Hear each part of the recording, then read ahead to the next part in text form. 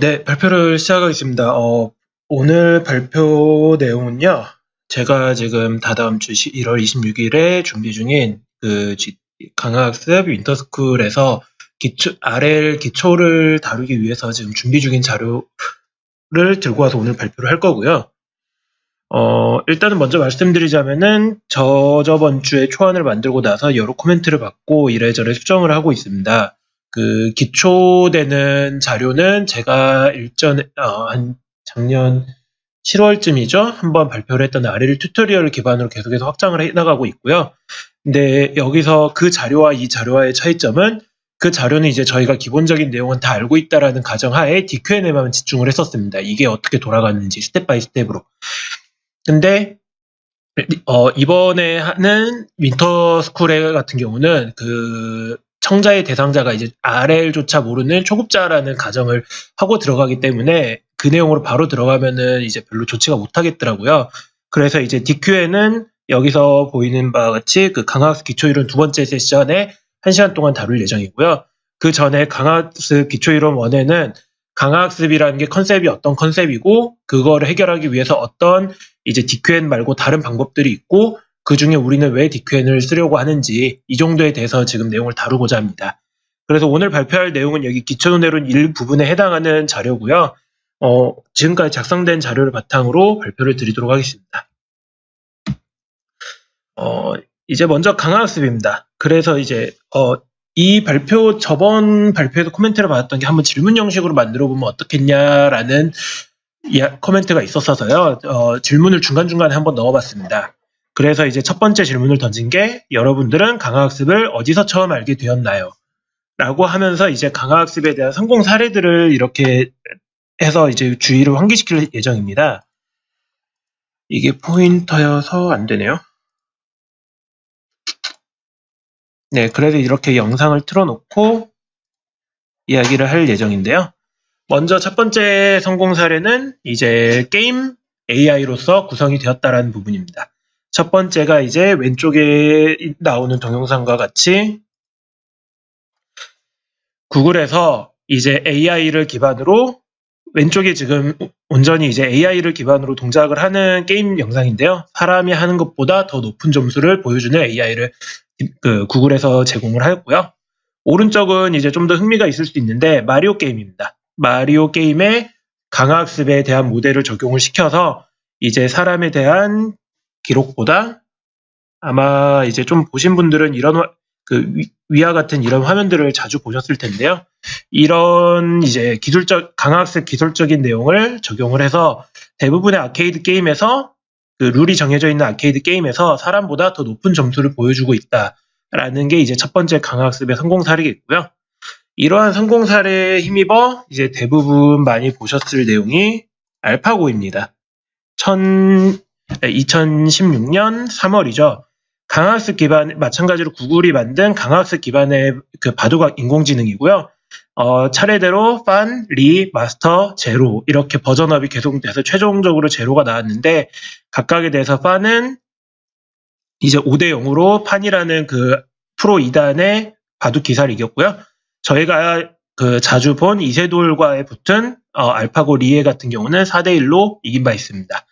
그리고 그 뒤에 이제 커제라는 중국의 프로 구단과 그 바둑을 대결을 해서 붙은 게 이제 알파고 마스터고요. 이게 3대 0으로 그 커제를 이긴 바 있습니다.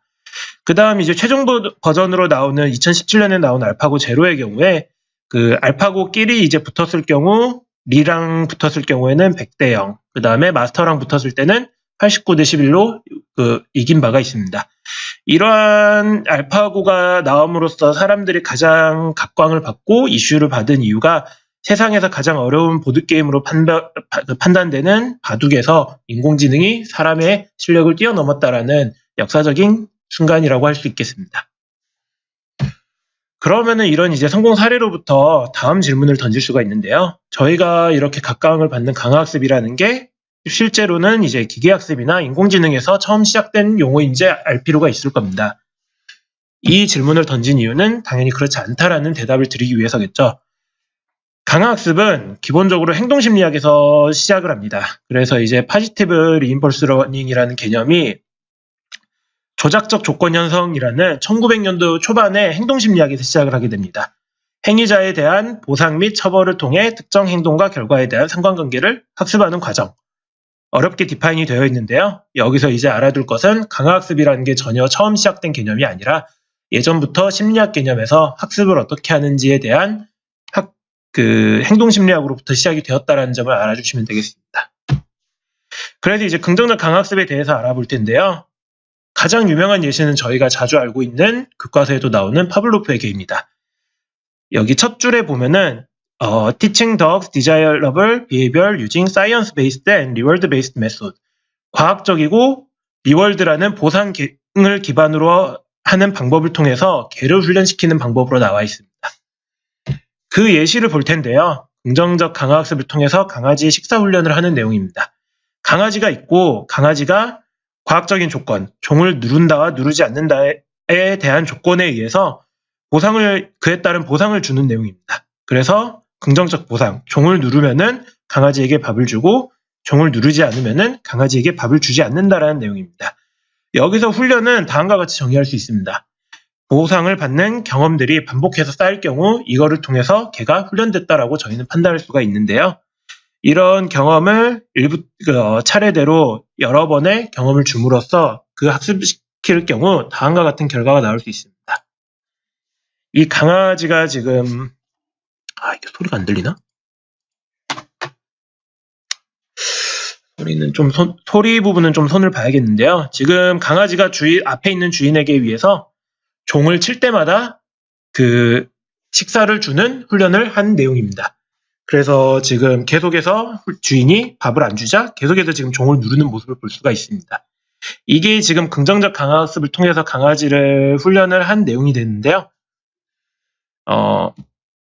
이렇게 긍정적 강화학습은 과학적이고 또는 조건적이고 그에 따른 보상을 주는 경험을 계속해서 쌓아서 강아지를 자연스럽게 훈련시키는 방법이라 할 수 있습니다.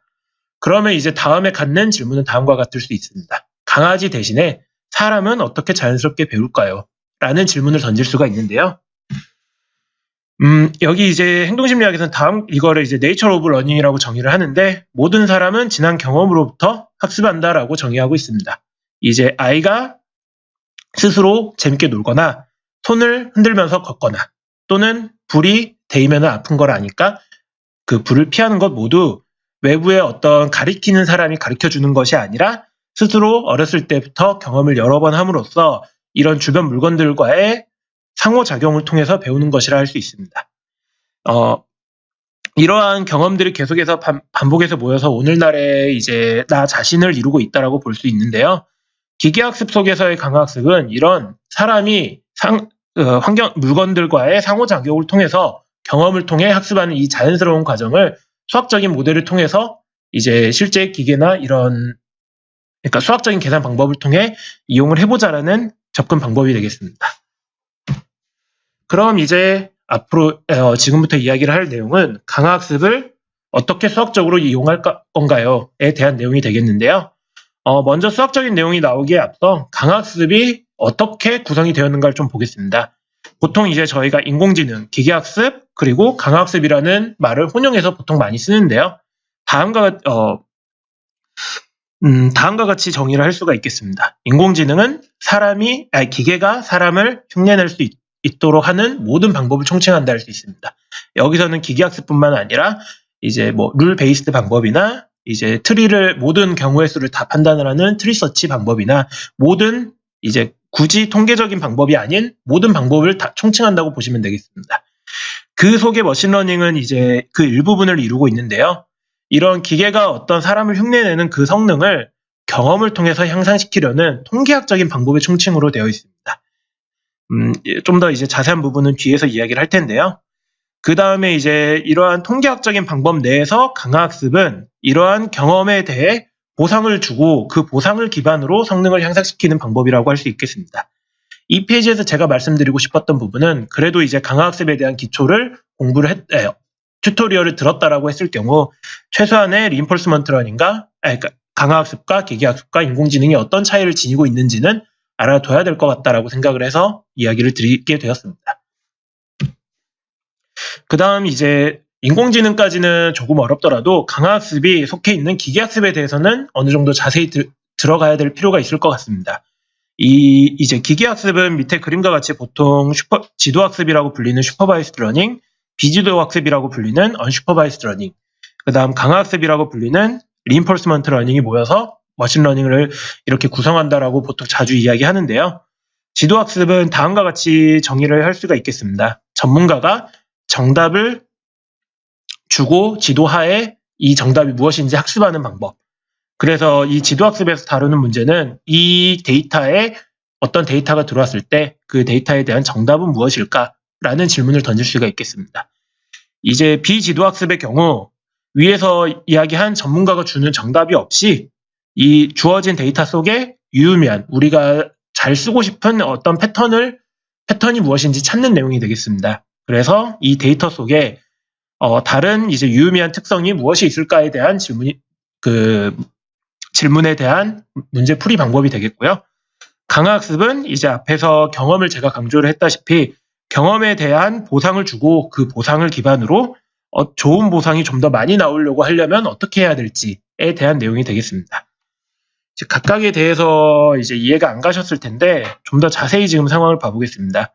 제가 지도학습을 주어진 데이터에 대한 정답을 주고 시스템 속에 학습을 시키는 과정이라고 설명을 했습니다.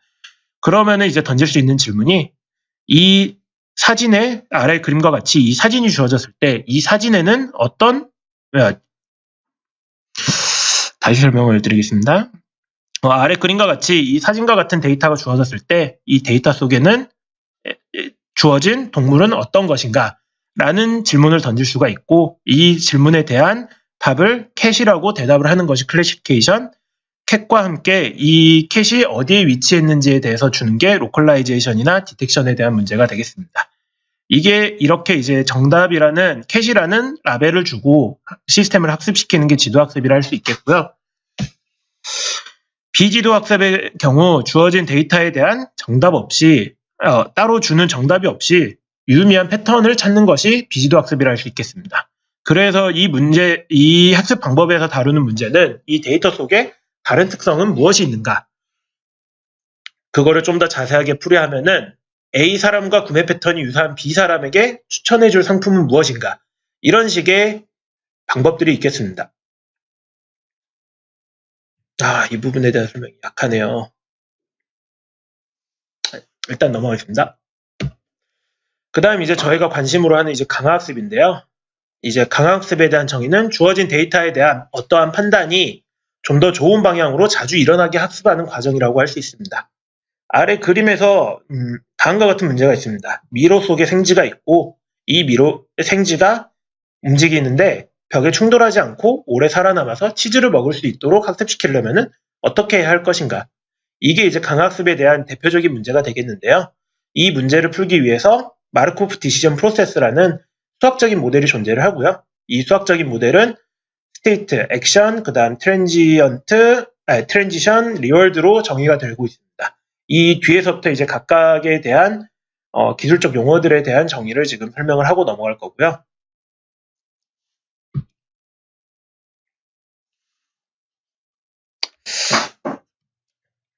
네, 이제 앞으로 강학습의 수학적 모델을 이해하기 위한 이제 기술적 용어, 터미널로지에 대해서 지금 이제 이해를 할 텐데요. 먼저 에이전트와 인바이러먼트입니다.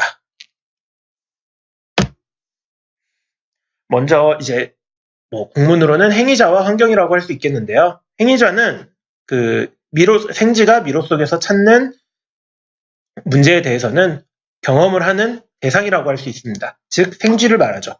생쥐 환경 속에서 생쥐가 어떤 상태에 놓여 있는지, 그리고 그거에 따른 보상은 무엇인지, 그리고 그 상태에 따른 행동은 어떤 행동을 해야 되는지를 하는 행위자라고 할 수가 있겠는데요. 여러 강화학습 문제에서 생쥐 또는 강아지 또는 바둑 AI와 같은 어떤 행동을 취하는 그 주체자라고 생각하시면 되겠습니다.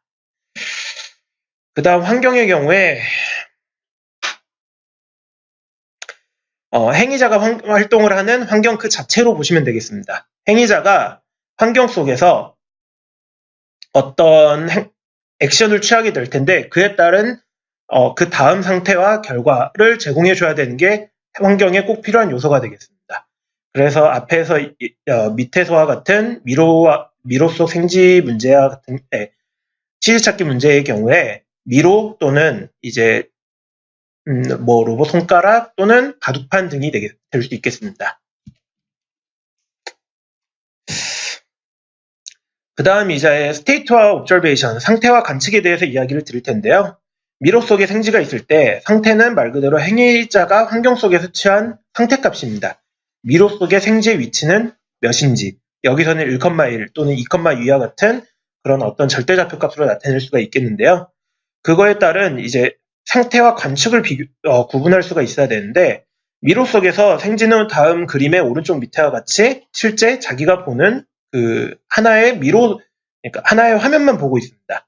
실제 에이전트가 보고 있는 화면은 환경 속에서 어떤 절대적인 좌표값을 알 수가 없다라는 거죠. 이런 화면을 보고 있는 이 사진만으로서 내가 어떤 위치에 있구나라고 판단을 해야 되는데,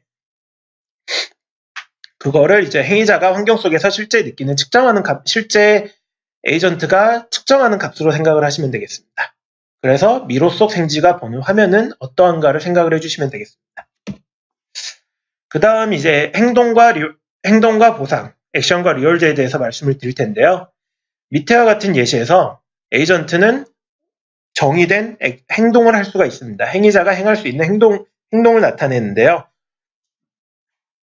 직진 또는 좌회전 또는 우회전 또는 후진과 같은 이런 기본적인 4가지 액션을 취할 수 있다고 보시면 되겠습니다. 여기서 이제 강학습에서 가장 중요한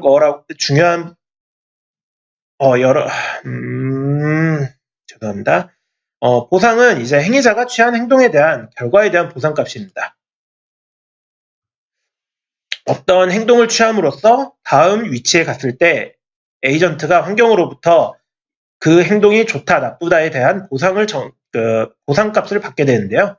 여기서는 행지가 이동을 해서 벽과 충돌을 할 경우에 마이너스 1, 충돌 없이 이동을 할 수 있을 경우에 플러스 1, 또는 치즈를 발견할 경우에 가장 좋은 결과이기 때문에 플러스 100과 같은 보상을 정의할 수가 있습니다. 자, 이제 지금까지 상태, 행동, 그 다음에 보상, 그 다음에 에이전트와 그 다음에 인바이러먼트에 대해서 말씀을 드렸는데요. 이제 실제 이거를 수학적으로 어떻게 사용할지 수학 모델에 대해서 말씀을 드리겠습니다. 마르코프 디시전 프로세스라는 수학적인 모델로 지금 강화학습은 정의가 될 수 있는데요. 먼저 상태, 그러니까 이게 국문이랑 왔다 갔다 하니 너무 어렵네요. 죄송합니다. 상태 영역, 행동 영역, 그 다음에 상태 천이 확률, 보상 함수, 이렇게 4가지로 마르코프 디시전 프로세스는 정의를 할 수가 있는데, 이렇게 정의된 그 MDPS에 대한 목적은 강학습 또는 광학습의 목적은 좋은 보상, 액션에 대해서 나타나는 보상, RT가 좋은 보상이 자주 일어나게, 다시 말씀드릴게요. 강학습을 앞에서 제가 주어진 데이터, 주어진 상태에 대한 어떠한 판단, 액션이 좋은 방향, 좋은 보상을 자주 받을 수 있도록 학습하는 과정이라고 정의를 했는데요. 그래서 이러한 마르코프 디시전 프로세스를 풀기 위한 목적은 좋은 보상이 자주 일어나게 하는 방법을 찾는 게 이 수학적 모델의 목적이 되겠습니다. 그 다음으로 이제 조금 더 수학적으로 정밀하게 이 문제를 풀기 위해서 몇 가지 기술적 용어가 더 정의가 되어야 되는데요. 에피소드와 총보상, 그 다음에 정착 함수가 되겠습니다. 에피소드는 밑에 그림과 같이 연속되는 상태, 행동, 보상에 의해 정의되는 하나의 경험을 정의를 하고 있습니다. 그래서 상태 1부터 액션을 취해서 상태 2로 가서 그거에 따른 보상이 이루어지는 일련의 과정이 ST라고 하는 그 최종 단까지 이루어지게 되고요. 이거를 하나의 에피소드라고 정의를 할 수가 있겠습니다. 타우 N이라고 하는. 그 다음 이 총보상이 이제 이 마르코프 MDPS에서 정의가 될 수 있는데, 하나의 에피소드 속에서 얻는 보상들을 각각을 보지 말고 전체에 대한 값을 하나의 에피소드 속에서 얻는 보상들의 합을 정의할 수 있습니다. 수학적으로 다음과 같이 t 시점 이후에 받는 모든 보상들, RT에 대한 합으로 정의를 할 수가 있겠는데요. 이런 총 보상이 정의되는 이유는 이 다음 페이지에서 말씀을 드리겠습니다. 그 다음 한 가지 더 정의가 되어야 될 부분이 정체함수라는 펄리시 펑션이라는 놈이 있는데, 우리가 어떤 스테이트를 환경으로부터 받았을 때, 즉 어떤 미로 속 사진을 받았을 때 여기서 어떤 액션을 취해야 될지 결정을 해야 될 필요가 있습니다. 이렇게 상태로부터 어떤 행동을 취할지를 연결을 해주는 학습 함수가 펄리시 펑션이라고 정의가 되겠습니다.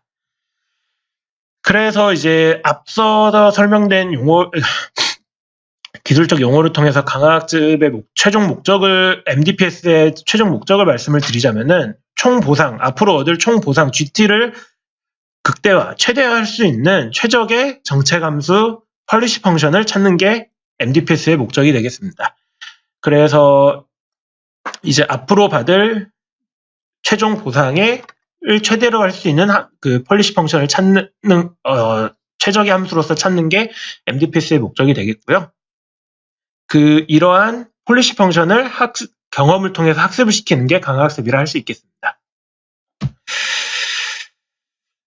여러 기술적인, 좀 수학적이고 기술적인 이제 좀 복잡한 정의가 나왔는데요. 이그젬플을 통해서 이게 실제 어떤 의미였는지 한번 다시 되새겨 보겠습니다. 먼저 치즈 찾기 문제에 대해서 좀 자세히 말씀을 드리자면은, 여기서 행위자, 에이전트는 생지 그 자체라고 할 수 있겠습니다. 그 다음 강화학습 환경은 치즈 속에 들어있는 미로 그 자체라고 할 수 있겠습니다. 그 다음 상태값 또는 관측값, 스테이트 또는 옵저베이션은, 스테이트는 미로 속에 생지가 현재 어디에 위치해 있는지 1,1과 같은 미로 속 절대 좌표라고 생각을 하시면 되겠고요. 그 다음 옵저베이션, 관측값은 이제 아래 옵저베이션 예제와 같이 생지가 실제 미로 속에서 보게 되는 이미지 픽셀로 보시면 되겠습니다. 그 다음 행동은 생지가 이제 취할 수 있는 액션이기 때문에 기본적으로 직진, 좌회전, 우회전, 후진을 정의할 수가 있겠고요. 그에 따른 보상은 치즈가 발견했을 때 플러스 100, 가장 좋은 경우이기 때문이죠. 그 다음에 충돌 없이 이동하면 플러스 1, 충돌 이시 어디 벽에 가서 충돌할 경우에 마이너스 1이라는 부정적인 보상을 줄 수가 있겠습니다. 그래서 이제 실제 생지를 미로 속에 놓고 처음 에피소드를 돌려보게 되는 겁니다. 그래서 다음 예제에서는 오른쪽 인바이러먼트에 이제 예제 에피소드를 그려보았는데요. 처음 위치에서 1,1이라는 스테이트 1에서 직진을 하는 액션을 취했고, 그거에 따른 2,1에서는 충돌이 없기 때문에 플러스 1이라는 리월드를 받게 됩니다.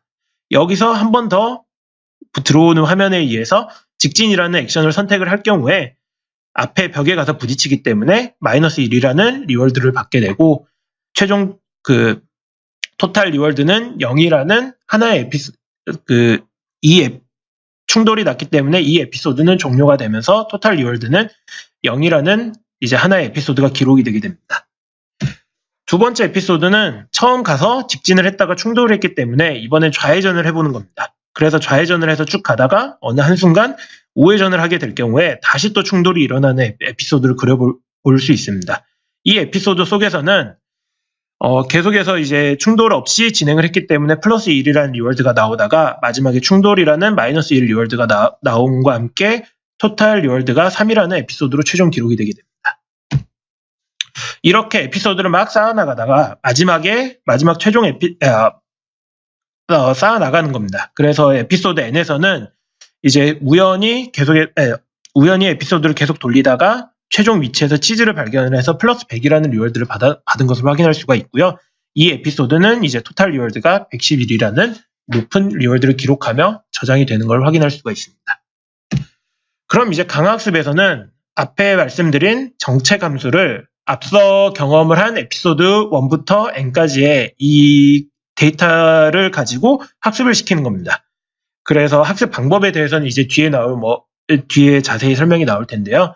어떤 강화학습 기법을 통해서 함수를 학습을 시키고, 이 학습된 함수를 통해서 새로운 인바이러먼트에서 테스트를 할 경우에 오른쪽 그림과 같이 이제 적절한 치즈를 찾아가는 모습을 확인할 수가 있겠습니다.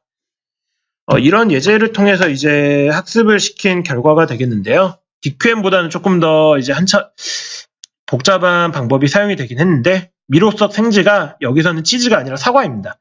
사과를 찾아 떠나서 학습을 충분히 시킬 경우에 돌아다니면서 사과를 찾고 사과가 없을 경우에 돌아다니며 그 뒤로 다시 후진해서 나오며 미로석에 사과들을 찾아다니는 이런 에이전트를 실제 학습을 시킬 수 있는 걸 확인할 수가 있겠습니다.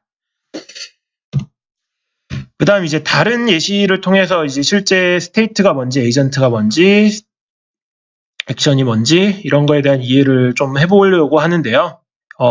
알파고의 경우에 행위자는 이제 바둑을 두는 이제 알파고라는 바둑 인공지능 그 자체라고 할 수 있겠고요. 환경은 19x 19짜리 바둑판으로 보시면 되겠습니다. 그 다음 상태값은 에이전트가 바둑판을 보며 센싱을 하는 바둑판 속의 검은 돌과 흰 돌의 흰 돌의 상태에 따라서 숫자로 받아들일 수가 있겠고요. 그 다음 행동은 이 받아들인 상태값을 기반으로 내 돌을 바둑판 빈 곳 어디에 둘 것인지를 결정하는 것이 되겠습니다. 이에 따른 보상은 에피소드가 최종적으로 쌓여서 게임을 승리하면은 플러스 1, 게임을 패배하면은 마이너스 1이라는 보상을 받을 수 있겠습니다. 이제 앞서 보여드린 아타리 게임, 이제 게임 AI에 대해서 이거를 정의를 할 수가 있겠는데요. 다음과 같은 벽돌 깨기 게임에서는 행위자는 이제 벽돌을 반사를 시켜야 되는 반사판으로 생각을 하시면 되겠고요. 환경은 이제 브레이크아웃 게임 환경이라고 정의를 했는데, 이 반사판이 왔다 갔다 하면서 벽돌이 깨지고 그에 따른 리월드를 제공을 해주는 게임 시스템 자체로 생각을 하시면 되겠습니다. 그에 따른 이제 상태값과 관측값은 에이전트가 받아들이는 측정값 자체는 이 게임 화면 그 자체입니다. 근데 상태값은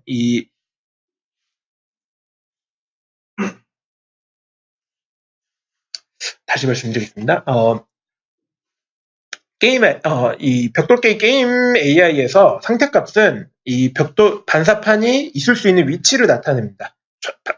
반사판이 왼쪽으로 가든 오른쪽으로 가든 에 따라서 생기게 되는 이제 위치값이 상태값이 되겠고요.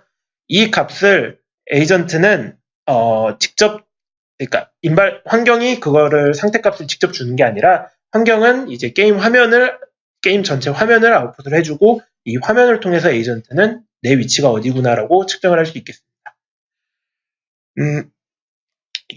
그 다음에 이제 에이전트가 취할 수 있는 행동은 에이전트가 취할 수 있는 그 행동에 대한 값이기 때문에 반사판이 좌 또는 우로 가기 위한 왼쪽 또는 오른쪽으로 가는 행동 자체로 되겠고요. 보상은 이제 벽돌을 반사를 시켜서 벽돌을 깨면 파지티브 리워드, 반사를 못해서 죽게 되면은 부정적인 리워드, 마이너스 2를 받게 됨을 확인할 수가 있습니다. 지금까지 해서 이제 기본적인 RL 프로세스가 어떻게 되는지 간단한 예제를 통해서 한번 확인을 해보고자 하였고요. 이제 다음으로 실제적으로 학습을 그러면은 어떻게 시키냐를 넘어가기 전에 사실 이 부분이 지금 이 위치에 들어가야 되는지 뒤에 들어올지 좀 고민이 되는 부분이긴 한데요. 저희가 앞서 정의한 마르코프 디시전 프로세스 모델에 대해서 추가적으로 드릴 말씀이 있어서 페이지를 넣어봤습니다. 앞서 말씀드린 마르코프 디시전 프로세스는 fully observable이라는 말로 정의가 되는데요. 이게 무슨 뜻이냐면은 상태로부터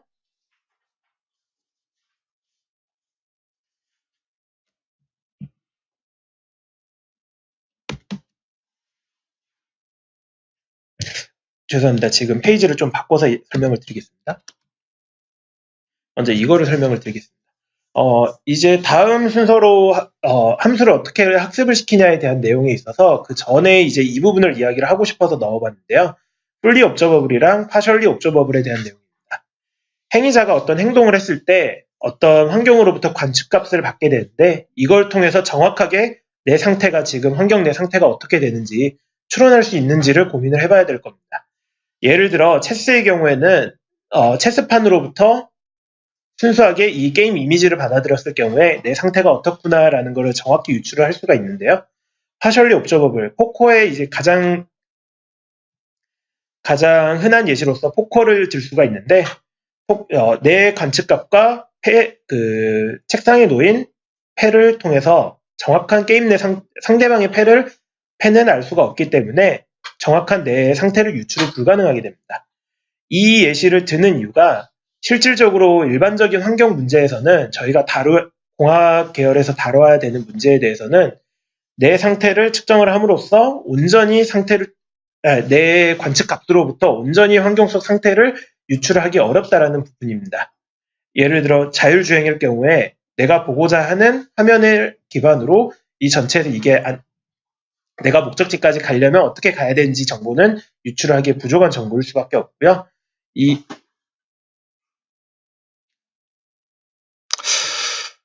부분은 좀 빠르게 넘어가겠습니다. 사실 이 부분에서는 지금 POMDP랑 풀리 옵저버블 MDP랑 좀 비교를 저번 코멘트에서 받았던 게 일반적으로 우리가 공학계열에서 다루는 게 마르코프 디시전 풀리 옵저버블이 아니라 파셜리 옵저버블이기 때문에 그 차이를 쉽게 설명을 하고 일반적으로 문제를 풀려면은 지금은 풀리를 다르지만 파셜리 옵저버블이라는 개념을 나중에 찾아봐야 된다라는 점을 짚고 넘어가자라고 코멘트를 받았었거든요.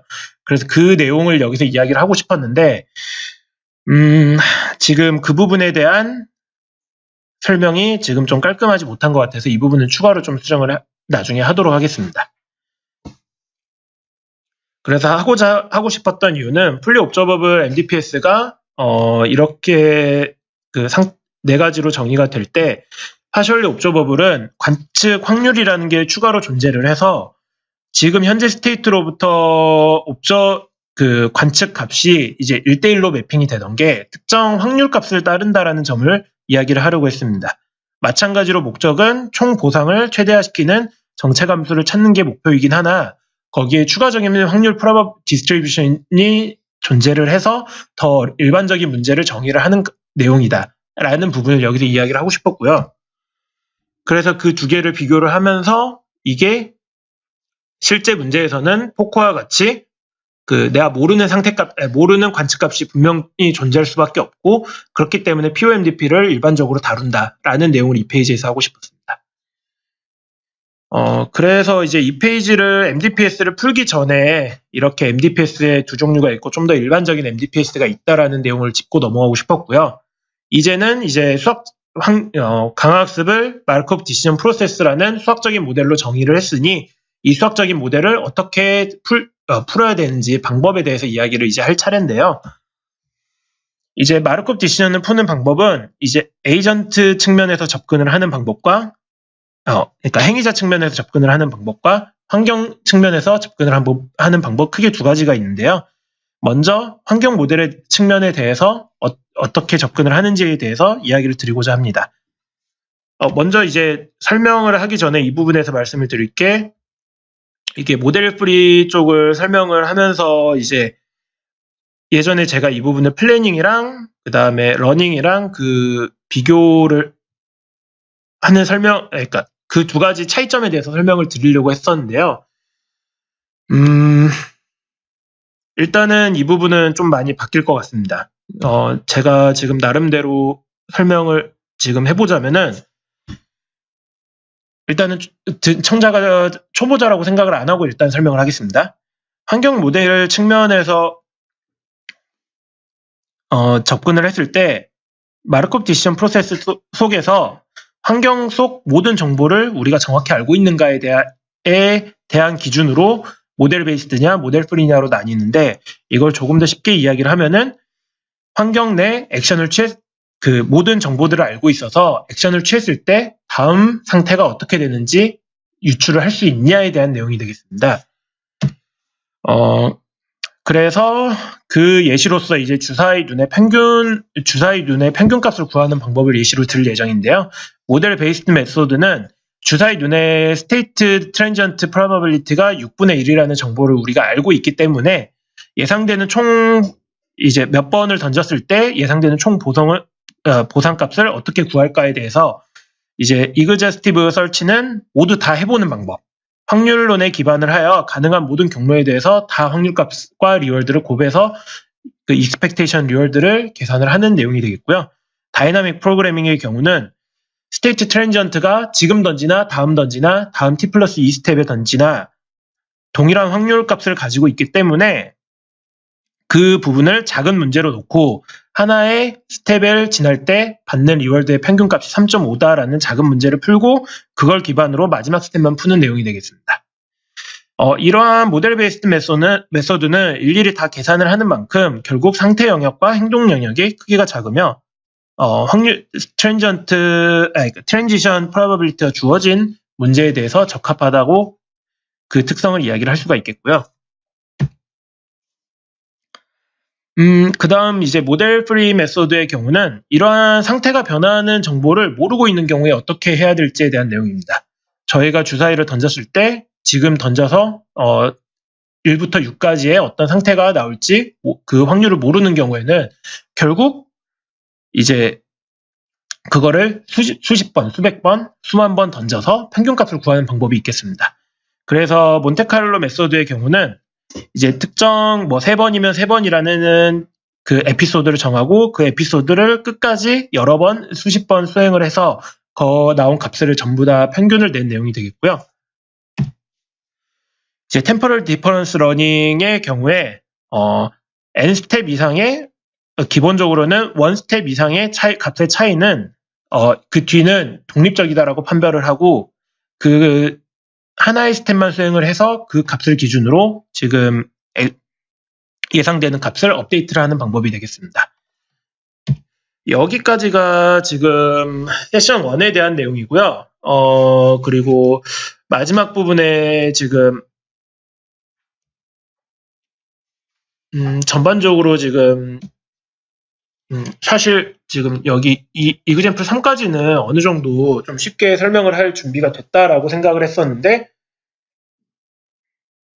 쉽게 풀었다라고 생각을 했었는데 지금 직접 발표를 해보니 조금 더 많이 개선을 해야 될 부분이 보이는 것 같고요.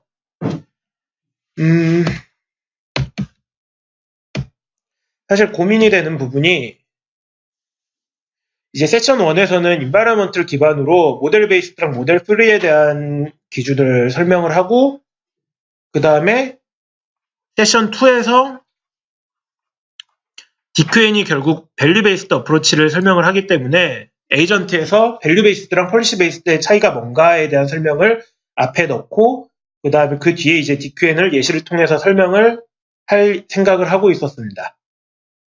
근데 문제는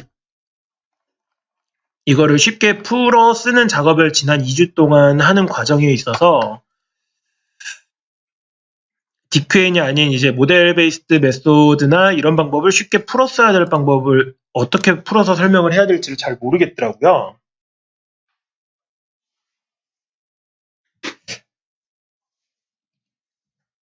그러니까 일단은 주사위 눈의 평균에 대한 예시를 드는 거는 부터가 이제 모델의 트랜지언트 프로바빌리티 알고 있는 경우랑 없는 경우에 대한 설명은 되겠지만 지금 NDPS에 대한 모델은 또 아니어서 이걸 예시를 바꿀 생각을 하고 있고요.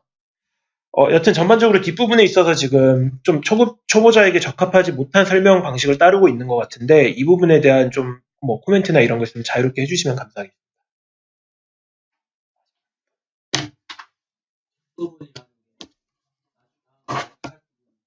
아니요. 여기 지금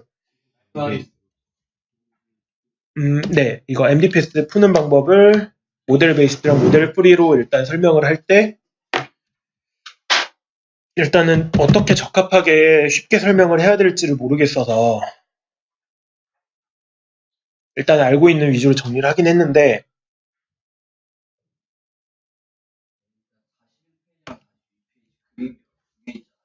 (41, 42) 예. 하나는 몬테칼로 하나 템포럴 네. 여기가 그림이 똑같고 제가 똑같이 몬테칼로 네. 여기가 똑같고 이게 원래는 다르게 표현을 할 예정입니다. 지금 일단은 적합한 예제를 못 찾겠길래 예제에 맞춰서 그림도 바꿀 예정인데 지금 적합한 설명 그러니까 모델 프리 메소드를 주사위 눈이 아닌 어떤 예시를 통해서 설명을 해야 될지를 지금 찾고 있어서요.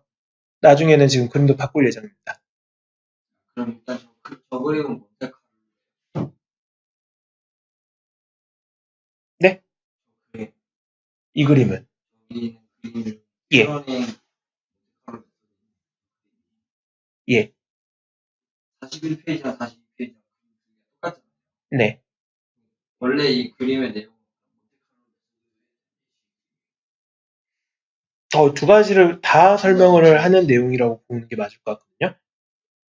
그러니까 템퍼럴 디퍼런스가 지금 여기 템퍼럴 디퍼런스로 해서 왼쪽에 원 스텝으로 되어 있잖아요. 그 하나의 스텝만 보고 그 값의 차이를 업데이트를 한다라는 내용으로 제일 왼쪽에 이 부분이 지금 그림이 설명이 되어 있는 거고, 그게 스텝이 쌓여서 터미널까지 끝까지 전부 다 에피소드를 본다라는 관점에서 몬테카를로가 설명이 되어 있고요. 어느 특정 하나를 설명하는 그림은 아닌 것 같거든요. 앞에 있는 몬테카로 그림은 똑같은데 표시만 바뀌면 지금 그림을 똑같은 거 네, 근데 이제 뒤에 거는 스텝 관련돼서 업데이트하는 걸 설명하는 건 41페이지 같은 경우에는 이제 대치평균 형태로 가는 거 맞나요? 전체 평균이라는 게, 메소드에서는 예, 스텝이라는 단어가 필요 없잖아요. 그렇죠? 맞아요. 같은 그림으로 두 가지 메소드를 설명한 게 예, 물론 이비점수를 바꾸신다고 했지만 예, 만약에 같은 그림으로 두 개 다 설명이 가능하면 두 개를 하나로 뭉쳐서 하는 게 나을 것 같고요. 만약에 그게 아니라 완전히 상이한 그림을 한다고 하면 두 슬라이드로 하면 되고 같은 그림을 써서 두 슬라이드로 하면 진짜 헷갈릴 수 있어요. 왜냐면 저 두 개 슬라이드 차이가 중간에 있는 몬테카를로 메소드하고 빨간색 글씨 템포럴 그거 차이밖에 없거든요. 네. 그러면은 헷갈릴 수 있어요. 어떻게 헷갈리냐면 저처럼 그림 잘못 붙였나. 저는 그렇게 생각해요. 풋풋하다가 그림을 잘못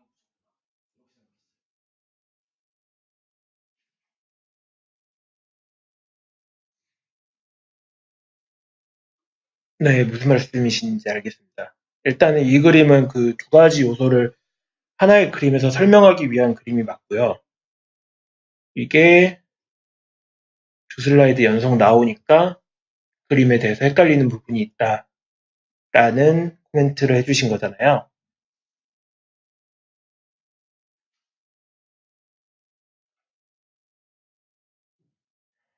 위에 보면 두 개 슬라이드 보면 위에 있는 내용은 똑같고 밑에 몬테칼로 밑에 부분에 글만 다르니까 네, 템포럴 디퍼런스라는 같은 게 한 줄이잖아요. 네, 이거 두 슬라이드 글을 합쳐서 세 줄로 쓰고 네, 그림 하나 만든 다음에 이 그림 위에다가 몬테칼로는 파란색 한다든지 템포럴은 빨간색으로 한다든지 이런 식으로 해서 이게 위에 온을 올려가지고 그림을 하는 게 이게 어, 이두 슬라이드 그림 하나 어, 예, 예, 무슨 말씀이신지. 지금 예시를 좀 바꾸면서 어떤 예시를 쓸지에 따라서 좀 나뉠 것 같은데요. 예시 설명이 크게 필요 없다라는 판단이 들면은 그림을 하나로 합하는 게 낫겠네요.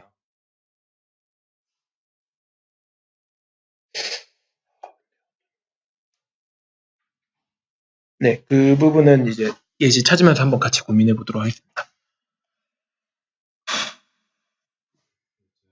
저도 이게 용어가 잘 몰라서 네, 37페이지에서 플레이하고 접점 네, 네, 그러고 나서 이제 엔드페이스를 푸는 솔버 설명을 이제 페이지로 요약하면서 예,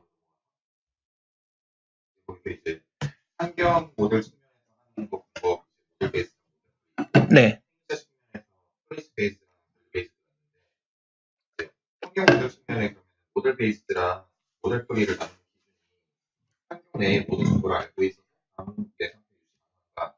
라는 관점에서 보면 이것도 결국 풀리랑 파셜 옵저버블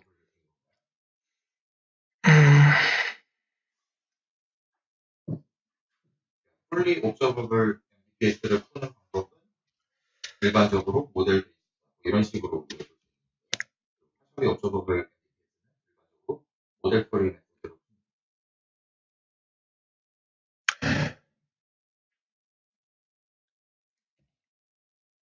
조금 다르거든요.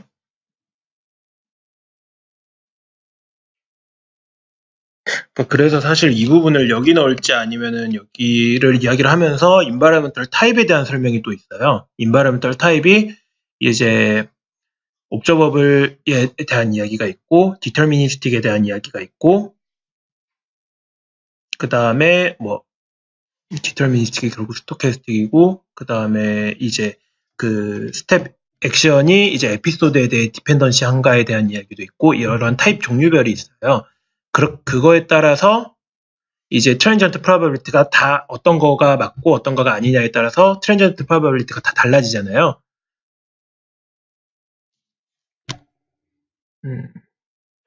그러니까 모델 프리 메소드가 지금 파셜 그러니까 POMDP냐라고 이야기를 하면 조금 논란이 있을 수 있는데 POMDP를 모델 프리로 푸냐라고 하면은 그건 맞을 것 같습니다. 근데 풀리 옵저버블도 결국 모델 프리로 푸는 거거든요.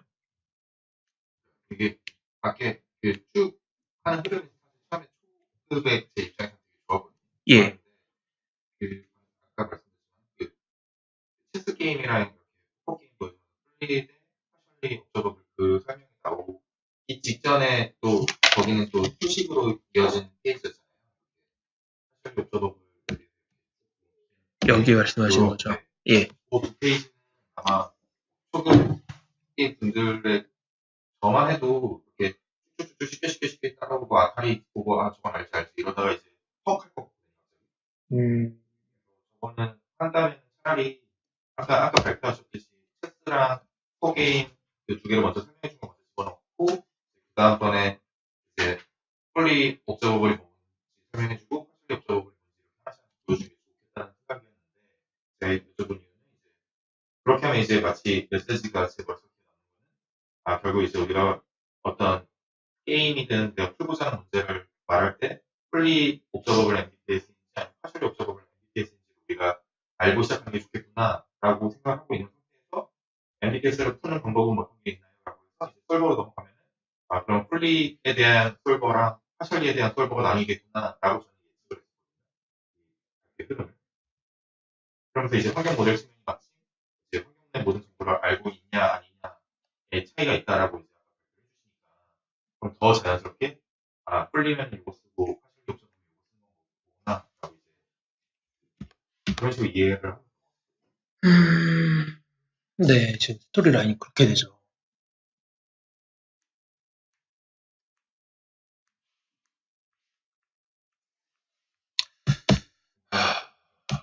근데 저도 아래를 잘 모르니까 뭔가 폴리시 측면이랑 뭐 에이전트 측면이랑 뭐 이렇게 4사분면 이런 식으로 나눠가지고 여러 가지 조합이 있는 걸로 알고 있는데 축에 대한 설명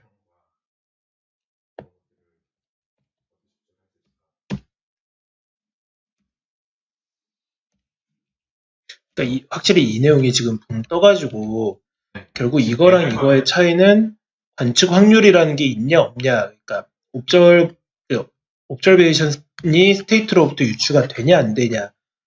1대1로 유추가 되느냐 안 되냐. 그 부분 관건이고 여기 모델은 여기서 상태 천이 확률을 알고 있느냐 모르고 있느냐라는 부분이기 때문에 다른 내용은 분명 맞습니다. 근데 이 라인대로 오면은 지금 모델 베이스드가 상태 천이를 알고 있으니까 그러니까 POMDP를 그냥 MDP를 푸는 것처럼 들리네요. 확실히.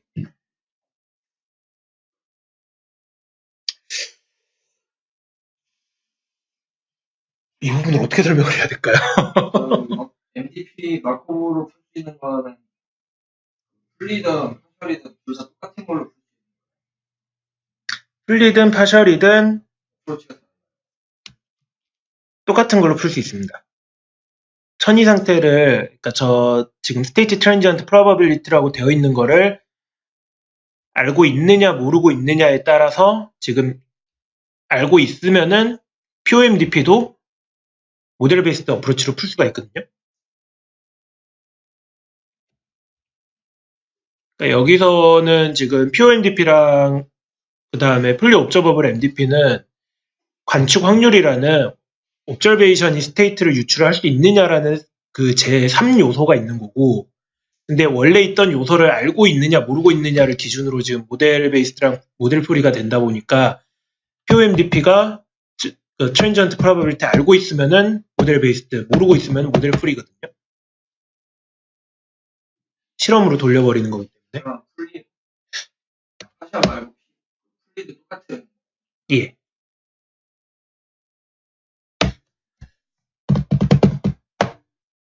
그래서 사실 이 내용을 빼버리고 싶기도 한데, 내 첫 번째 코멘트에서 POMDP에 대한 내용도 좀 있는 게 맞지 않냐라는 코멘트가 많았잖아요. 네. 네. 24면은 여기 말씀이신 거죠? 예.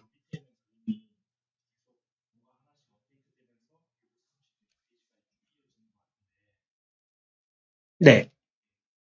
그림을 보면은 이제 14페이지부터 하나씩 하나씩 업그레이드가 될 때마다 빨간색으로 포인트를 주시는 거예요. 네. 그래서 좀 너무 초보자 입장에서는 뭔가 완벽하게 이해하기보다는 하나씩 그 스텝이 올라갈 때마다 그 전 단계와 지금 설명하는 것이 뭐가 다른지 그림에서 빨간색으로 표시를 하고 있으니까 그것만 설명해줘도 그림 따라서 에피소드를 따라서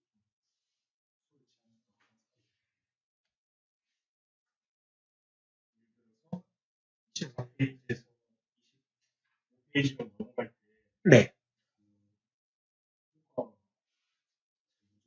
를 보유한 액션의 확률이 추가되잖아요. 네. 그러니까 저런 게 앞에 있었던 알고리즘, NDPS에서 뭐가 업데이트된 건지 그것만 설명해줘도 흐름을 따라가고 그런 식으로 하면은 말씀하신 335페이지까지 갔을 때 네. 결국 그림마다 차이점이 한 개 이상 안 될 것 같아요. 전에서 뭐가 추가되고 전에서 뭐가 더 추가되고 한 개씩 짚어주시는 게 음.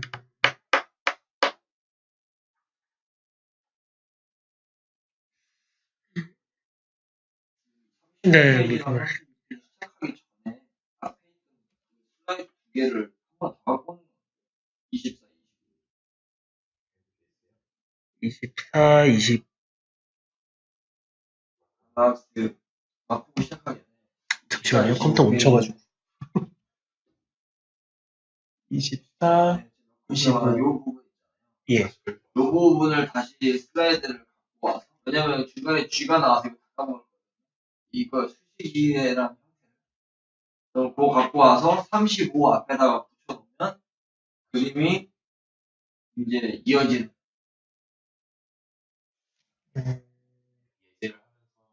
일단 저거 두 개 복사해가지고 그쪽으로 한번 옮겨.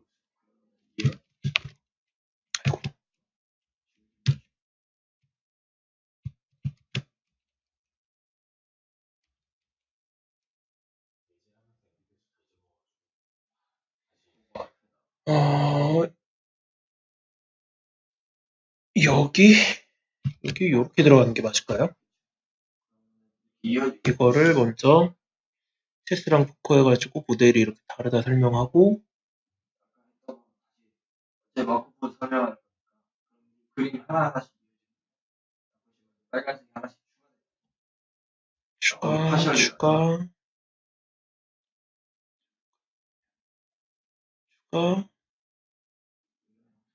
이렇게. 이런 식으로 다시 한번 설명을 한 번 더 해주는 게 빨리 지나가고. 그거는 그럼 어떠세요? 여기서 풀리랑 파셜리 옵저버를 설명을 하고 나서 이 흐름 되면은 여기서 지금 아까 동료 선배님이 이야기하셨던 거 모델 베이스드랑 모델 프리가 각각 풀리 옵저버블이랑 파셜리 옵저버블로 보인다. 이거는 어떻게 개선을 해야 될까요? 이해가 되는데 풀리든 파셜리든 주어진 문제가 뭐든 상관없이 모델 베이스드나 모델 프리는 모든 문제를 갖다 풀 수 있다. 네, 맞아요. 그 설명을 해주면 되잖아요. 따로 요 페이지를 우리가 처한 문제는 정보가 있냐 없냐에 따라서 이러이러한 파셜리도 있고 풀리도 있고 여러 가지 그 문제를 이 기법으로도 풀 수 있고 이 기법으로도 풀 수 있다. 솔버 말 그대로 진짜 해결한 접근법에 대한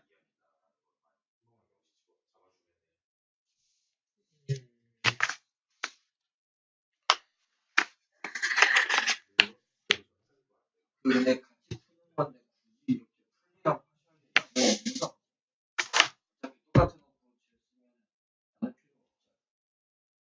사실 어떤 설명에서는 이 파셜리 옵저버블에 대한 정의가 안 되어 있거든요. 근데 어떤 설명에서는 파셜리 옵저버블을 설명을 하는 이유가 그러니까 옵저베이션으로부터 스테이트를 정확하게 유출을 할 수 있느냐. 어떤 에러도 없이.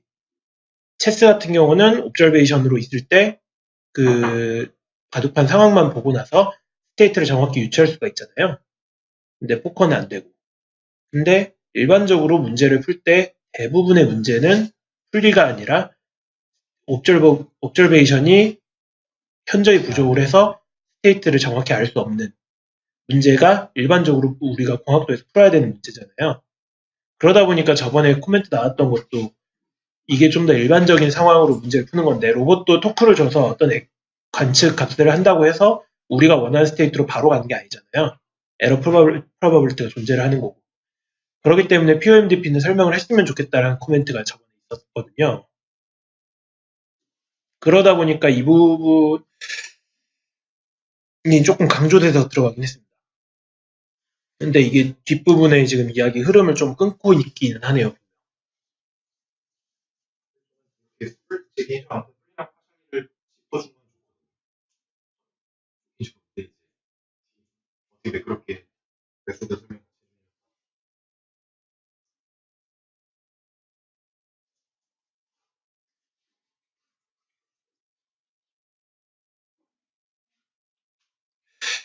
이거 뒤에 39페이지는 그냥 앞에 있는 풀리던 파셜리던 다 안다고 얘기를 하고 대신에 파셜리에서만 사용하는 옵저베이션 프로버빌리티 POV 부분이 이 MDP를 풀 때 어디에 추가되는지 설명해 주시면 되잖아요. 그러니까 잠시만요. 새로 생긴 하니까 새로 어딘가에 제만 쓰이지 POB 문제요. 않아요. 여기 보면은 풀리는 없는데 파셜리에서 파셜리에는 POB를 POV가 생겼잖아요. 그렇죠. 근데 여기 마커브 MDP를 뭘로 풀까요 해놓고 이제 모델 베이스 모델 풀 해놓고 이거 여기 있는 걸로는 풀리든 파셜리든 풀수 있다고 설명하고 네. 대신에 이제 앞에서 파셜리랑 풀리를 나눴으니까 파셜리에만 들어있는 POV라는 팩터가 풀리랑 다르게 어떻게 쓰이는지 알려주면 여기 어쨌든 새로 생긴 프로버빌리티니까 쓰이지 않겠어요. 풀리는 안 쓰고 파셜리만 쓸 거니까 어디에 쓰고 여기 그렇게 하면은 풀리랑 파셜리랑 차이가 있어요. 마크로브에서 쓴다고.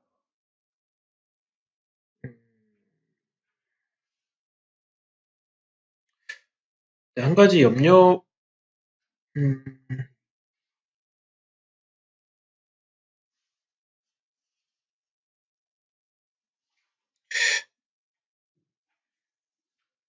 모르겠습니다. 지금 POB 측면에 있어서 어떻게 접근을 했을 때 이렇게 다르다라고 설명을 한 내용을 아직까지는 본 기억이 없어서요. 어떻게 설명을 해야 될지 감이 잘 안 오네요.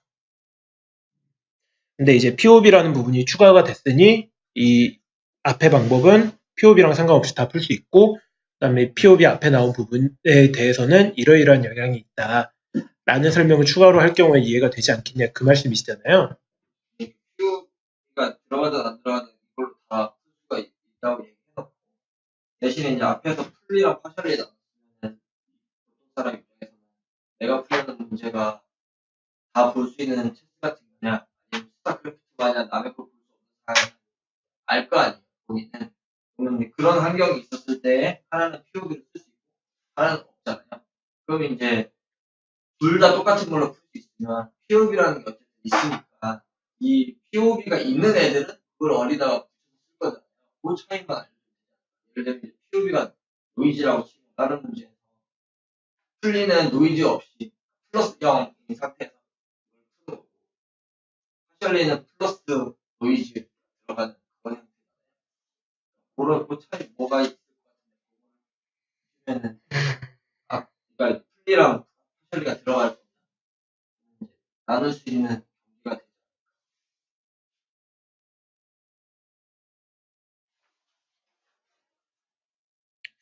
네, 한번 그거를 해서 고민을 해보겠습니다.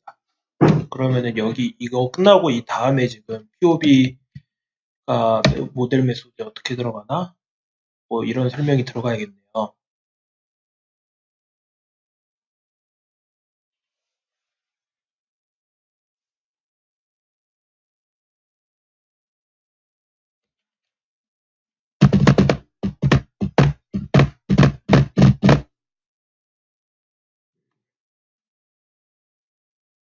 한번 생각해보고 적합한 방법 찾아서 한번 업데이트 해보겠습니다. 근데 이건 어떠세요? 지금 여기서 어프로치가 중간에 끊겼어요. 그러니까 사실 아래를 푸는 방법을 크게 아까 동현 선배님도 이야기를 했던 게 4개로 나뉘는 이유가 밸류 베이스드랑 펄리시 베이스드 2가지, 그 다음에 모델 베이스드랑 모델 프리 2가지 해가지고 총 4가지가 나오는 거거든요. 근데 여기서 지금 인바이러먼트가 우리는 모델 베이스드 생각 안 하고 모델 프리에 대해서 지금 익스피리언스를 잔뜩 쌓아가지고 지금 하려는 게 우리가 하려는 거다 하고 여기서 지금 딱 챕터 1이 끝나잖아요. 그리고 나서 지금 에이전트가 그러면 이제 환경 부분은 이렇게 모델 프리를 고려를 하고 에이전트 측면에서 밸류랑 펄리시가 있는데 우리는 밸류 먼저 고려를 한다라고 두 번째 챕터 앞부분에 설명을 할 건데 그럼 중간에 너무 뜨지 않을까요? 한 10분 정도 쉬는 시간이 돼버리는데 여기서 끊을지 아니면은 저 밸류 베이스드랑 펄리시 베이스드를 들고 와서 앞에서 설명을 할지 근데 앞에서 설명을 하자니 시간이 좀 또 부족할 것 같고 저가 뒤로 가도 뒤에서 뒤에 내용 네. 지금 흐름은 그대로 가되 네. 한 페이지만 추가를 해서 아까 말했던 뭐 모델 프리랑 모델 베이스가 있다는 것과 밸류 베이스랑 펄리시 베이스가 있다는 것과 사상면을 그리든 일단 한 페이지를 그려서 이제 네모 쳐서 요게 지금 세션 1에서 다룰 내용이고 요게 이따가 세션 2에서 다룰 내용이라고 상대를 보여주고 나서 이 페이지부터 시작을 하면은 괜찮을 것 같거든요. 그리고 다시 할 때 4사분에 나오는 거 다시 보여주고 아까까지 했던 게 요기였고 이제 요거 시작한다 라고 다시 짚어주고 이제 밸류 베이스 따라하면 가지 않을까.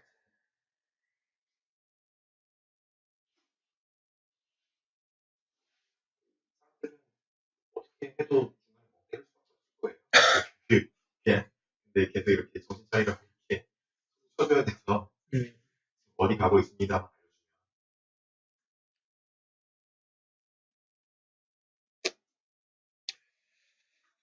예, 알겠습니다.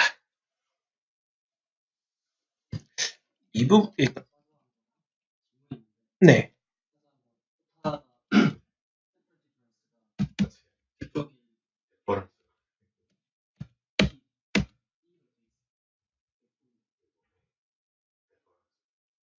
아, 그러네요. 맞춰 수정하겠습니다. 이게 마지막 페이지.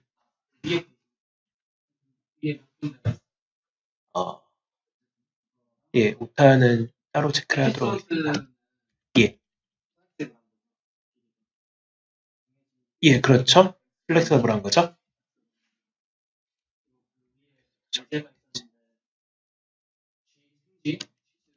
예.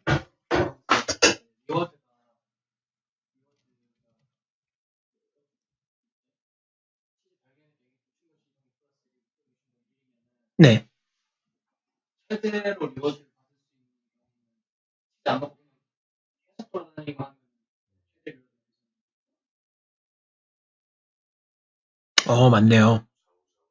또 첫 번째 친구를 왔다 갔다 하면 맞네요. 내려갔다 올라갔다 내려갔다 올라갔다. 앞으로 쭉 가다가 벽이 있으니까 뒤로 가고. 이제는 다른 보는 거예요. 아니요, 제가 그러니까 그러면 간단한 예시로서 이런 비슷한 예제가 있었고요. 그거를 지금 이거에 맞춰서 바꾼 겁니다.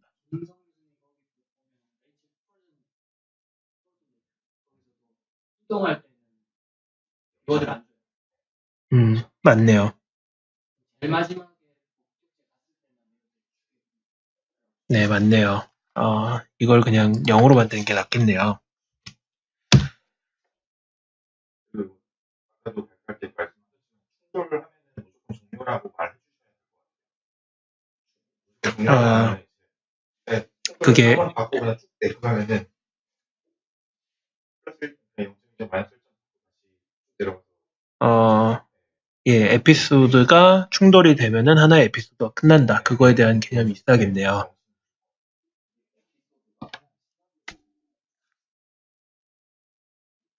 시나리오라기보다는, 그러니까 트라이얼 하나의 트라이얼로 보시면 되거든요.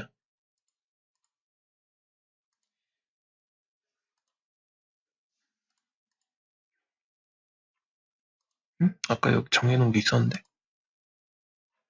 그러니까 여기 이게 지금 충돌 났을 때를 RGT라고 놨을 때 시작부터 처음 뭐 랜덤하게 액션을 선택을 하든 이제 뭐 특정 팔리시에 따라서 액션을 선택을 하든 스테이트 1부터 해가지고 터미널까지 계속 갔던 그 기록이 남을 거 아니에요. 그걸 하나의 에피소드 혹은 트래젝토리 혹은 뭐 트라이얼 이런 식으로 정의를 할 수가 있어요. 그래서 이걸 잔뜩 쌓아나가가지고 그거를 DB 삼아서 신경망을 학습을 시키는 게 RL이거든요, 결국은.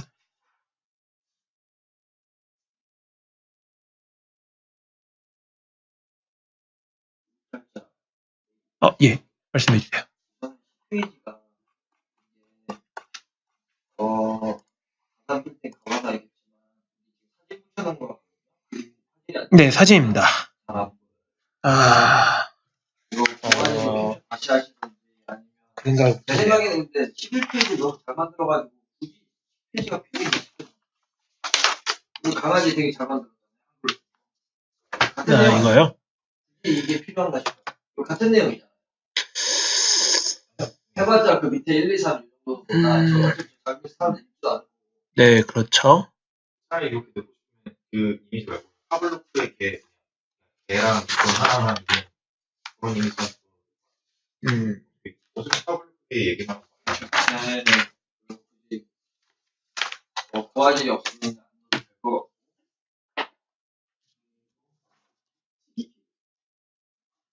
잠시만요. 인동적 강화. 그냥 그러니까 이게 내용이 뭐냐면은 그 래퍼 타이틀이 지금 이렇게 돼 있어서 타이틀이 저거랑 URL만. 네, 저도 홈페이지 주소만 하는 게 좀 질이에요.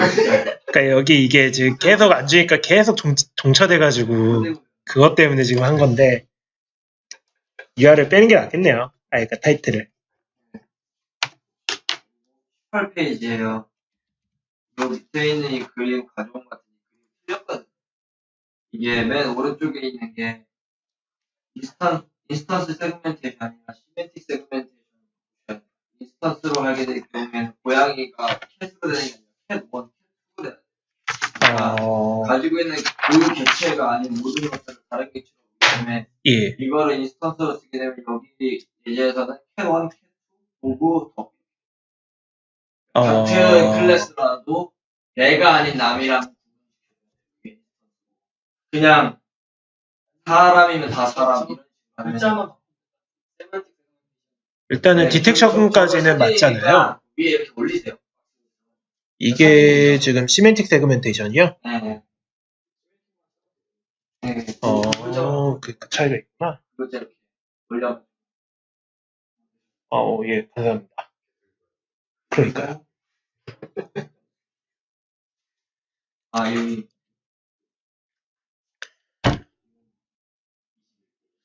아니, 21.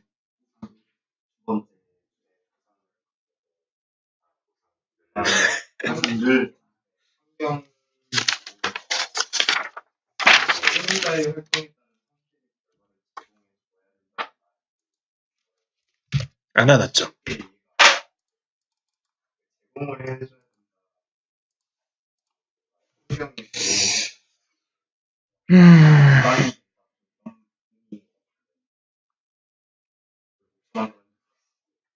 그러니까 이게 환경에 대해서 디파인하니까 되게 어렵더라고요.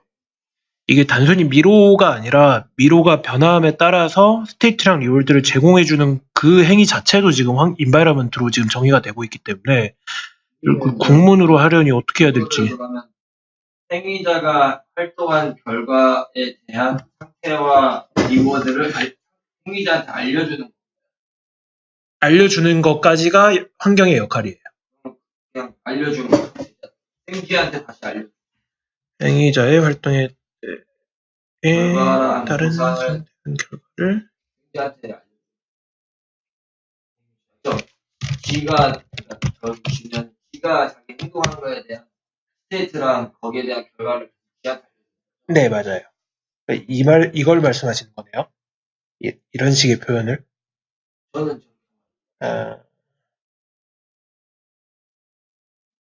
제공해줘야 되는 제공의 주체가 따로 써있지.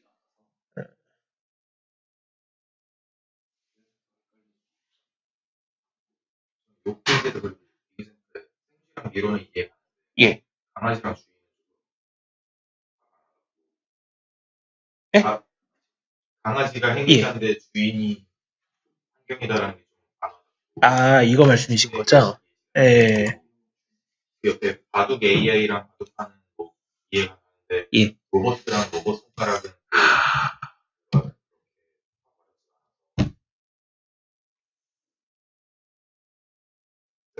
그러니까 이거 둘 다 에이전트는 사실 괜찮은데 환경이 주인이랑 로봇 손가락으로 디파인된 거 이게 문제잖아요. 네. 위에랑 아래랑 생쥐의 미로는 아주 직관적으로 이해가 가는데 강아지 환경은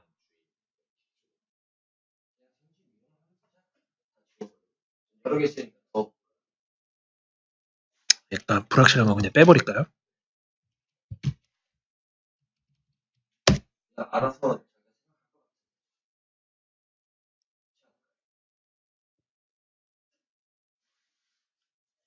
뒤에도 지금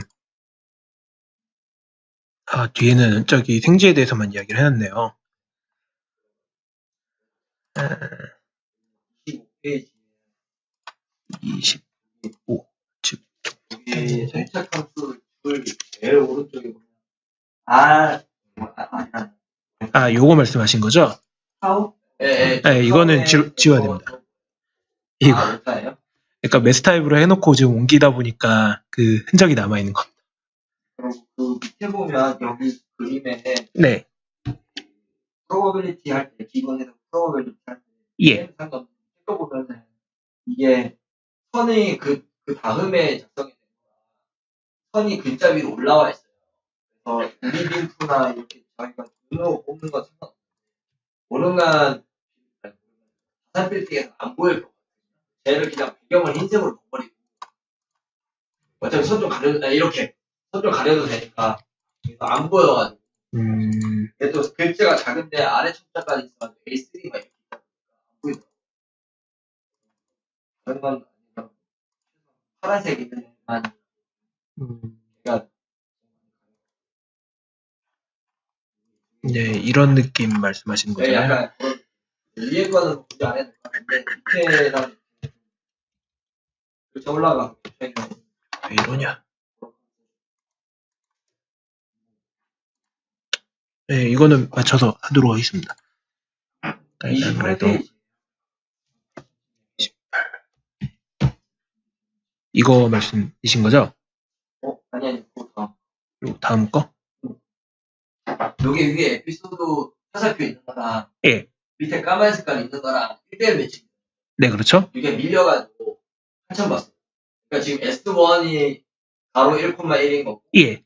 A1이 직진, 예. R1이 충돌 이렇게 붙는 거잖아요. 네, 그렇게 위에 나타내고 짧고 싶죠. 밑에 길어 보니까 전 독립적으로 다른 거예요. 아, 스페이스 바를 하든 아니면은 뭐 다시 붙여서 한 줄로 쓰거나 뭐 이렇게 해야 돼. 직진이 S3가 돼버리는 게 있어서 처음에 에피소드 1이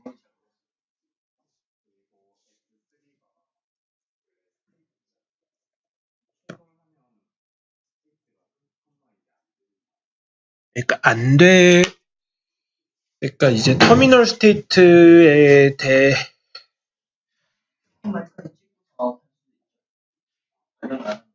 그러니까 스테이트가 이렇게 돼야 되는 게 맞는데 충돌 때문에 다시 그러니까 이 터미널 스테이트를 정의를 하는 게 좀 애매하기는 해요. 충돌 시 종료를 해서 이게 리월드가 지금 여기서 충돌 판별을 하고 그러니까 충돌 판별이 나오는 시점은 사실 이때 시점이에요. 이때 3,1을 갔는데 벽을 만났으니까 충돌이 난다. 그렇기 때문에 이제 리월드 리턴을 같은 타이밍에 지금 이렇게 들어가는데 이러다 보니까 보통은 에피소드를 이야기를 할 때 마지막에 이렇게 S터미널로지까지 이야기를 해서 그 충돌 났을 때의 이제 상황까지 디파인을 하는데 물리적으로 봤을 때는 말씀하신 대로 좀 말이 안 되긴 하죠. 여기 갈 수 없는 장소인데 여기 있는 게 맞는지. 그거는 아니라 저거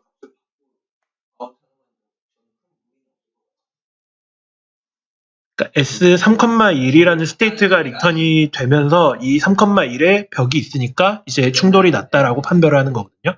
근데 충돌을 바꿔야 될 것 같아요. 충돌 마이너스 1은 아직 모르는 상태잖아요. 액션이랑은 그냥 아래로 이동이지 충돌이 아니잖아요. 네. 테러하게 어떻게 돼?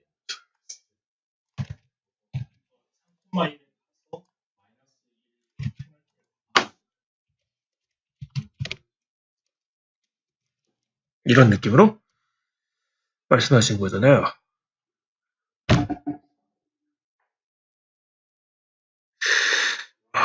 그 디파인을 지금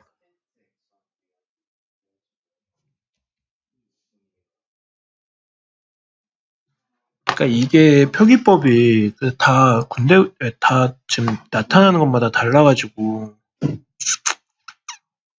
이걸 같이 표현을 해버릴까요? 이렇게?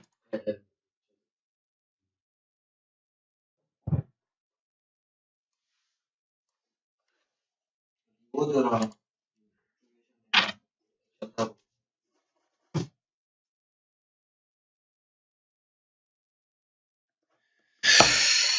예, 이 부분도 지금 다른 더 나이스한 표현 방법 없나 찾아보고 한번 수정토록 해보겠습니다.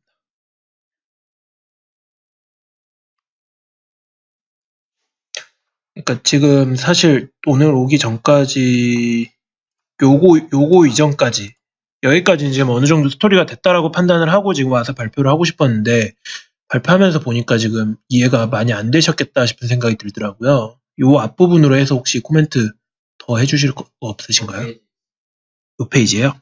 저거 그림 12개 넣었잖아요. 예. 움직이는 표현한 그러고 싶었는데 이게 프레임 바로 다음 프레임 나타내다 보니까 영 이상하게 되긴 했죠. 여러 개 넣은 게 뭐가 달라요. 그림에 대한 근데 만약에 그냥 아타리만 설명할 거면 하나나 아니면 3개 조금만 넣어도 될 거. 3개 정도만. 시원시원하게 움직이는 게 있는 거면 그러니까 지금 요 스텝, 요 스텝, 요 스텝별로 말씀하신 대로 그 공이 움직이는 걸 좀 보이고 싶었는데 이게 이렇게 해서 프레임별로 놔두니까 바로 다음 프레임을 나타내니까 차라리 요거 이게 더 나아요? 공이라도 보이잖아요. 이렇게 아. 이름만 해도 잘 보이네. 이렇게 공이라도 보이니까. 그러니까 이게 공이 움직이면서 이게 프레임이 들어오면서 공이 움직이는 게 보이면은 조금 더 이제 뭐 액션이나 상태에 대해서 어떤 게 들어오겠구나라는 게 직관적으로 보이지 않을까 싶어서 그 프레임 여러 개를 시퀀셜한 프레임을 넣고 싶었거든요. 여기 래퍼가 유튜브인데 이거 아마 전에 거일 것 같습니다. 아 예, 이거 전에 거 흔적이 좀 남아있는 것 같네요. 동영상 프레임 캡처한 아니요. 이거는 사이트 캡처가 맞고요. 설명 자료 capture가 맞는데 자료는 지금 이거 저기 아타리가 맞기는 하네요. 그거 들고 오면서 했나? 그러니까 요거 설명 자료에서 지금 들고 오면서 아마 이거를 링크를 걸어 놓은 것 같네요. 이거는 근데 링크 삭제해도 될 것 같은데요?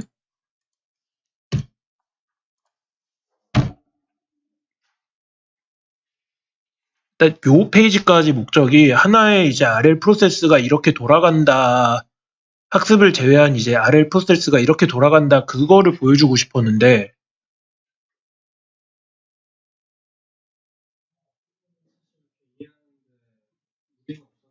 예.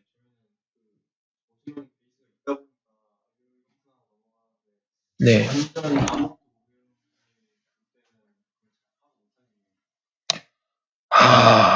그렇죠. 근데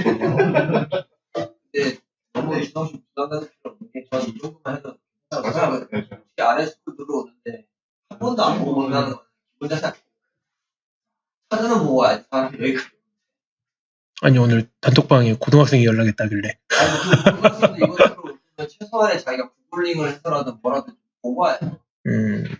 여기까지 와서 아무것도 없이 와서 또 시스도 안 듣고 그런 경우는 거의 없을 것 같아서 그렇게 세션 1까지는 사실 저도 녹음 괜찮은 것 같거든요. 괜찮은데 걱정은 세션 2예요. 지금 수능이 다음 주 발표인데 내일 리허설인데 세션 2. 한글이고 예. 통일을 하는 거 아니면 아예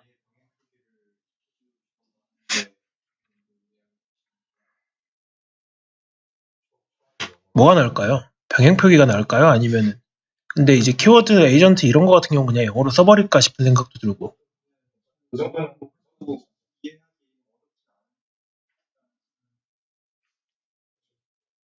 뒤에 한국어로 만들기도 네, 그렇죠.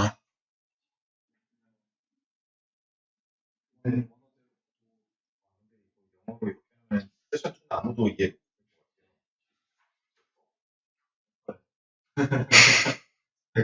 세션만 전혀 못하는 한글에도 이해할까 봐. 이렇게 하면은 아니 근데 그냥 주무세요예요. 주무세요.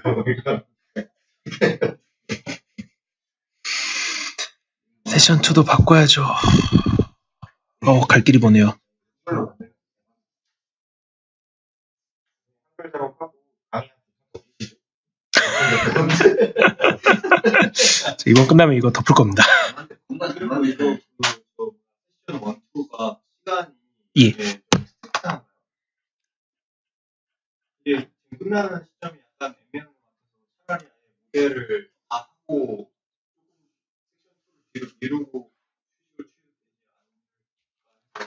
그러니까 요거를 굳이 이 타이밍에 하지 말고 이것까지 설명을 하고 그다음에 요걸 조금 늦게 하면 되지 않냐라는. 아니면 반대로 저 모델을 저걸 다 미루고 다 하는 말대로 올리고 앞에 거를 시간을 빨리 끝내요. 올리고요? 그 내용을 올려서 세션 하되 예. 길어지잖아요. 예. 제 생각에는 이게 아마 고정된 타임이라 시간을 움직일 수 없을 것 같고 이제 내용이 밑에 그 위로 올라가서 하나도 많아졌으니까 앞에 뭐 노소 빗돌이 나오고 이런 걸 좀 빨리 하면 얼추 맞출 수 있잖아요. 어, 시간을 옮기기 힘들 것 같아요. 그 사람들 이게 타임이 풀로 다 나와버려 있는 상태라 그러려면 뒤쪽에 내용이 많아서 힘들 것 같아요. 위쪽에 붙일 거면은 위쪽이 쉬운 거 빨리 넘어가요. 예. 일단 흐름은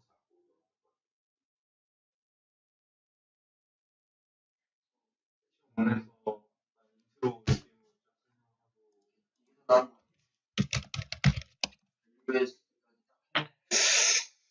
시작할 때 약간 이렇게 일단 앞부분을 최대한 빠르게 당겨야겠네요, 그럼.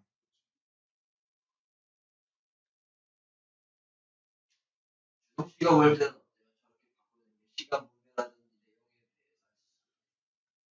일단 제일 깔끔한 건 이거예요. 근데 제일 걸리는 거는 1시간 50분, 그러니까 50분 내에 지금 세션 1을 다 끝낼 수 있느냐.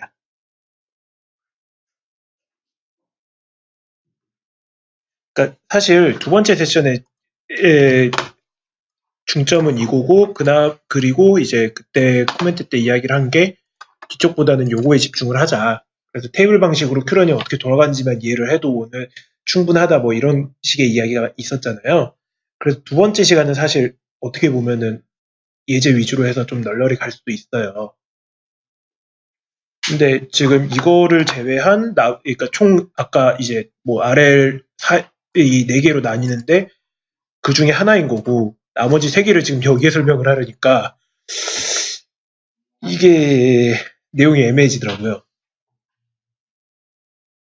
아무리 거기서 2개는 뭐 대충 설명하고 넘어가도 된다고 해도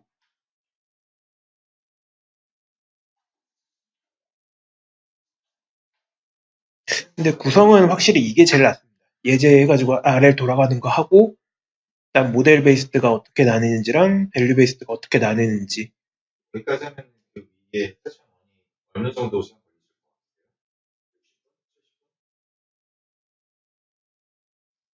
것 아까 이거 끝났을 때가 40 몇 분이었거든요. 40분 잡은다 쳤을 때 추가되고 하면은 한 60분? 네, 플러스 마이너스 한 10분, 20분 정도 차이 날 것 같은데요.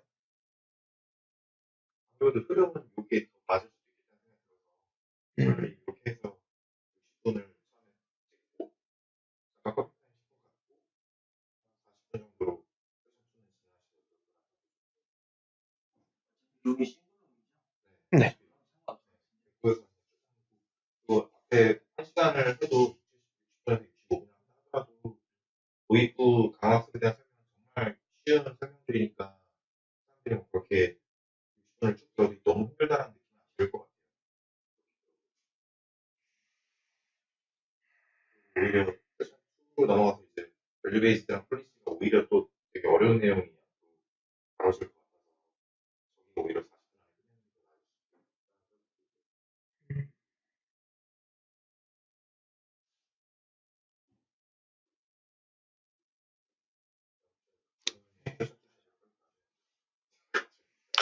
세션 2 내일까지 될까 모르겠습니다, 지금. 최대한 정리해서 내일 가야죠. 다음 주 학기 안 가세요? 못 가죠. 어떻게 가요? 지금 상황이 이런데. 아니, 다음 주 학기 어차피 안 갈 생각이었어가지고. 도인 선배님 가세요? 아, 갔다 오시게. 진짜 없어요. 저는 가게 되면 지금 운전 제가 해야 돼가지고. 싫더라고요.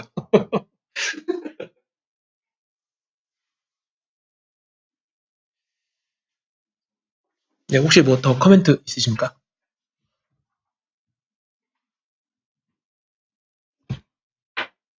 네, 그러면은 일단은 오늘 발표는 여기까지 하도록 하겠습니다.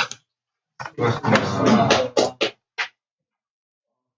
형님 뭐 이야기할 거 있다잖아요.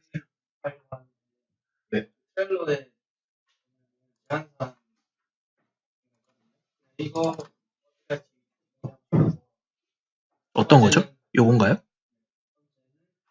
사이클